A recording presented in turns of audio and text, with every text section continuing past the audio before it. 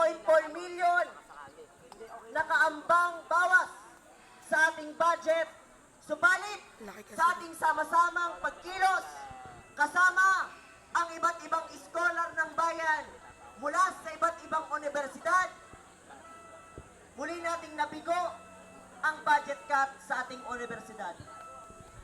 Sa halip na mabawasan tayo ng 23.4 million, ay nadagdagan pa tayo ng 1 milyon.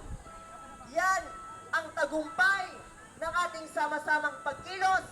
Yan ay bunga ng tagumpay ng ating paglaban, mataginting na pagtambol at pagkampanya sa mga panawagan ng mga scholar ng bayan. At muli, ang pagkakataong ito ay buong humahamon sa ating lahat upang muling ipakita ang ating pagkakaisa at ang ating paglaban. Ang ating malinaw na panawagan ngayong araw na ito, ipaglaban ang mas mataas na budget sa edukasyon.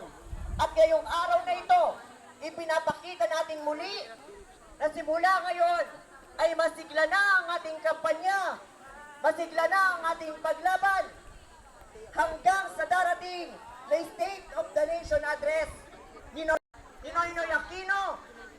Ating ipapakita na sa loob ng 1 taon ni Noynoy Aquino, 1 taon din ng palabis na pagpapahirap sa kabataang estudyante at sa mamamayan pangkabuuan. Kaya simbolikong protesta natin ito ngayon para sa araw na ito